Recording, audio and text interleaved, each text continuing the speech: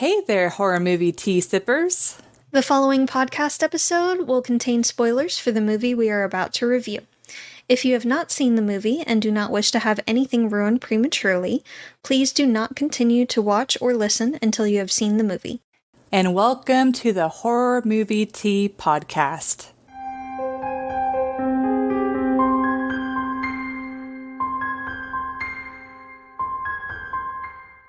Today, for Asian Horror Month, we are covering Midnight, which is a Korean film. South Korean. I don't think it's even possible for us to get North Korean. I don't know, but I wanted to be on the safe side. Okay, yeah. Obviously a South Korean film. We don't have much contact with the North. Except... But anyways. Okay, don't get political over here. I'm not getting... That's how it is! This came out in 2022. Yeah. But before we go into the review, let's grab our cups and talk about tea. Moving on, let's go. So I am drinking the Republic of Tea, the Crown, the Princess's Peach Bellini tea. It's got black tea, peach, apricot, vanilla cream, and champagne flavors, monk fruit, and peach bits. And I am drinking Republic of Tea's Cinnamon Vanilla. And it's got caffeine-free rooibos, natural cinnamon, and vanilla flavors. Yay! And thank you to the Republic of Tea for allowing us to continue to do what we love. And for our tea sippers, brew yourself a cup of tea, sit back, relax, and we hope you enjoy the review. This Spree killer. A killer. Yeah. Comes after this woman who happens to be deaf. After she sees something she shouldn't have. Yeah. Is it Hush? That other It's one? similar to it. Yeah, so it's kind of like Hush. Where a killer's after loosely. a deaf girl. Yeah. Yeah. So for entertainment, I really liked this movie. I felt like it had really great tension. I loved the creativity in how she realized that he was there with her at times. And the stakes, like the way he's coming after her, the obstacles she has to go through, like the stakes feel like truly high. Like if she gets caught, she's screwed. Yeah. So, and I feel like the reactions, at least her reactions, were pretty realistic, and yeah. It felt organic. Yeah. So I'm debating between a 7.5 and a 7.75. I'll go with a 7.5. But yeah, I don't really have a whole lot to say I mean, it's just kind of like overall, like, it's a fun movie. It's very exciting, intense, and it's just one of those like edge of your seat type of movies where you're like, come on, come on, come on. It is. Yeah. It is a fun, entertaining movie, but it also made me extremely frustrated. I think a lot of that for me stems from her response, fight or flight wise, versus my gut instincts and reactions to things. Also, the fact that it could have been over, like the movie could have been over about a third of the way in by the mom. We'll get to that later. So I also, yes, I do give it a 7.5. It was an entertaining movie. It was a little frustrating in several moments with choices that were made. But for you, 7.5 is pretty good. But it is pretty good, yeah. And I would definitely watch it again. I intend to watch it again. It is a fun movie. And it's different. Yeah. I really like whenever there's the repeated formula over and over again, it gets very tiring. So it's been refreshing in the past, like, 5 years, or 5 years or so, where, like, these movies are coming out where it's just a nice little refresh on the genre. Yeah. And especially, like, whenever you watch, like, foreign films, I feel like the creativity in going outside of the typical, like, cookie cutter version of that film, like a movie we'll be talking about a few weeks down the line, it's very refreshing. Yeah. And it makes the genre like exciting again. Yes. And I've actually been enjoying the movies that we've seen recently that have main characters that are differently abled. So we've reviewed a few that, like, one of the main characters was autistic. We've reviewed some that, like, the main character's blind. Yeah. So in this one, she's deaf, and so is her mom. So it just adds another element to the story.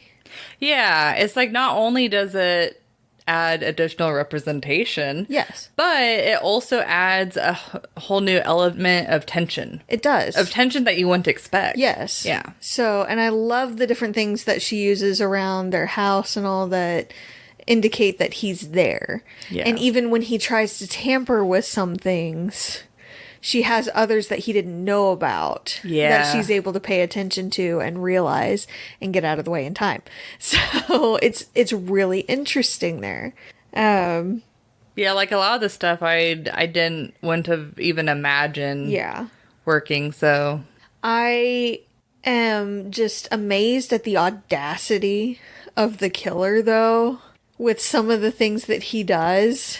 It's not out of the realm of possibility, the things that he does. For sure. Like, in the very beginning, when he kills the girl whose cab got stolen by these 3 a-holes that were incredibly discourteous. There are 3 guys there. She's the only woman, and she was clearly heading for that cab. She is on her own. In the middle of the night, in the middle of freaking nowhere. Seriously? You're gonna let her just wander the streets on her own, and take the cab? Really? I hope they had a lot of guilt. Pulse! Yeah. But the killer got her and then implicated them in the murder. The audacity. But that also kind of insinuates him into the investigation as a witness. That adds an extra level of thrill to him, I'm sure. Oh yeah. Yeah, because that's like the Zodiac killer. Yeah. Where he had like send like clues to the police and stuff like that. Yeah.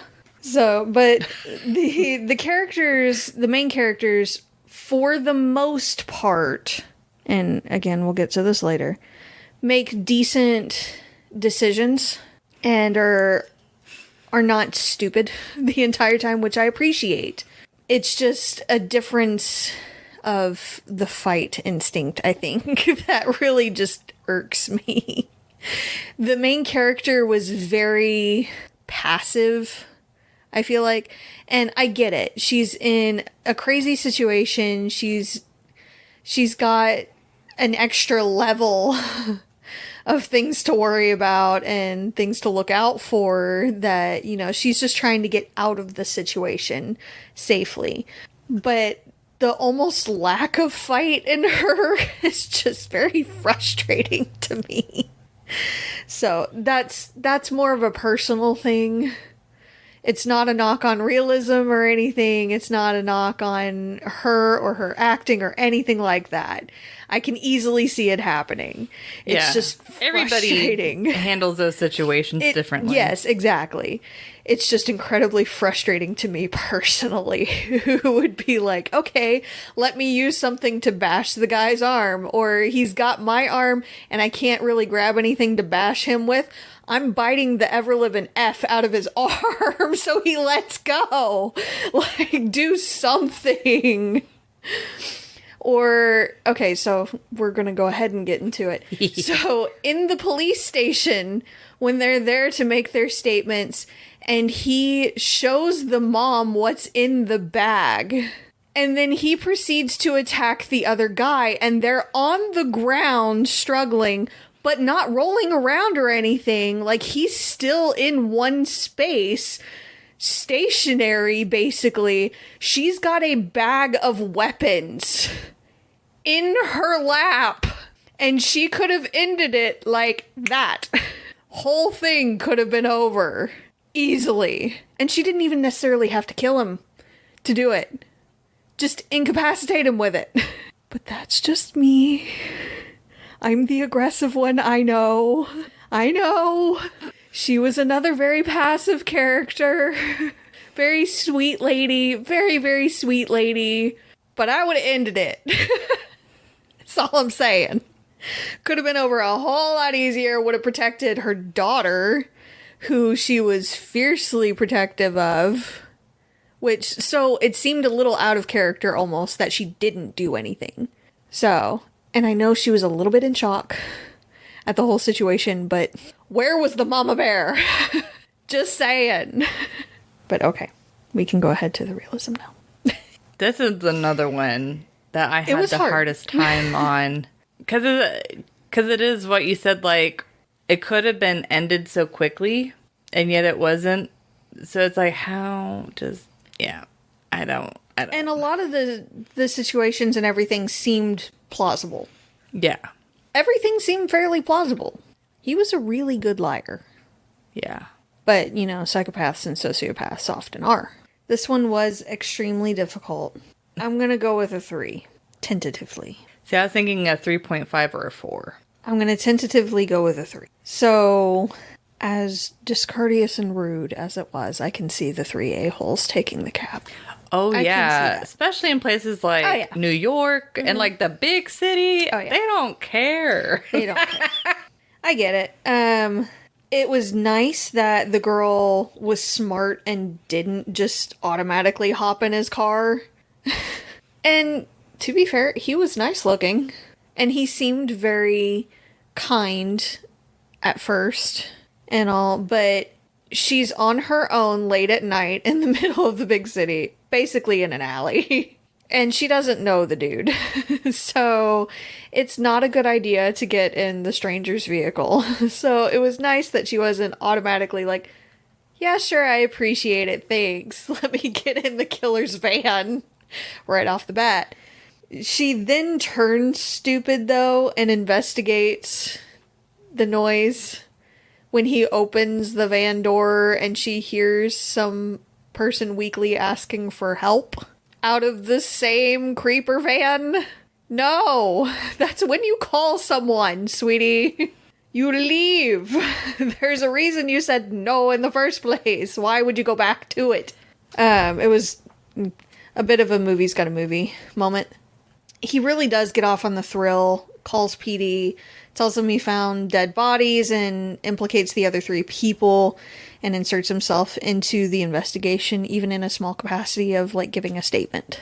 That's believable. It happens fairly often, actually. So, that I can definitely easily see.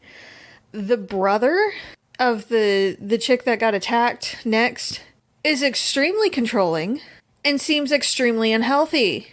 The relationship between the two. Like, excuse you?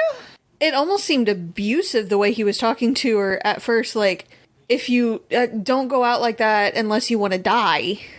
It almost sounded like a threat. I don't know if he meant it as a threat or if he was saying someone else is going to want to kill her. Yeah, like be careful. Yeah. Yeah. But it seemed really off and just overbearing to the max. I wonder... And then sending her so many texts. Yeah. And calls. It was a very unhealthy relationship. Yeah, that was a bit weird. Just saying. And I get Big Brother wants to look out for his sister, especially since the parents are no longer there. But that seemed a bit much. Because it's like at first, like him talking to her like that, I'm like, oh yeah, because...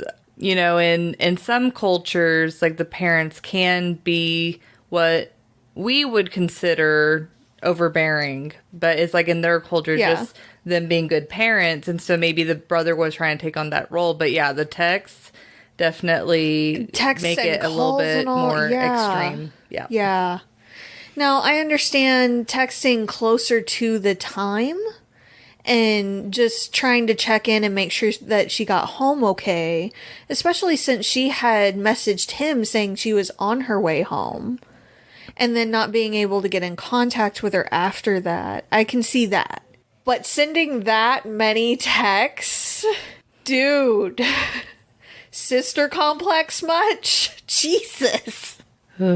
Seemed way too much. I loved the main chick insulting all of them at the dinner. Because, I mean, just because she can't hear them doesn't mean she doesn't know what's going on. She's not stupid. Yeah. Yeah. So it was a very satisfying scene watching her insult all of them. And then knowing that her boss knows what's going on and what she's saying. And it's just like, no, she's complimenting you. She's very happy to be here. It's great. It made me happy. A little bit of justice. That had to have been, when she was running away from the killer initially, the squeakiest, noisiest parking garage sounds ever. When she went to park it initially and when she was trying to get away. I have never heard that much tire squealing in a parking garage ever. Jesus. The lights in the hall went from dark and strobing to full brightness when she was running away out of the parking garage. Pick one. As much as I hate the strobing effects, pick one. We already talked about the dude struggling and why the mom didn't grab one of the 30 weapons out of his bag and end him. Oh, so when the guy breaks into the apartment and she gets out through the window, I don't know how her hair held. First off, I want to know what she uses, 'cause damn. But also when she lands, and he throws the weapon at her and she rolls out of the way of it, she doesn't pick it up. She just leaves it there for him to potentially grab and use against her later. She could have grabbed it and had something with which to defend herself. But okay. But the main thing is that with this movie that got me was people need to freaking follow through. As I've said with many other killer movies, just because he's down does not mean it's over. Follow through and make sure that even if he's not dead, which would really be the preferred scenario, at least make sure he's not going to get back up. Just saying. So, follow through. It can be difficult, though, because it's like... It can be. It's one of those things, because, like, legally, once they're incapacitated, you're not supposed to touch them anymore. But he wasn't fully incapacitated. He wasn't even knocked out. Yeah. He wasn't even unconscious. And if he gets back up, they know that he's going to keep trying to kill them. Yeah. So continue, shall we? Yeah. It's not that difficult. Take out his kneecap, something, Make it at least a little more difficult that even if he does get back up, you're going to be able to outrun him pretty well. Give yourself a bit of an advantage, maybe. All I'm saying. But again, I am the aggressive one and I know this. So. I'll rate it a 3.5. And you were very explicitly detailed. So there's nothing that you said that is different than what I put. So, yeah.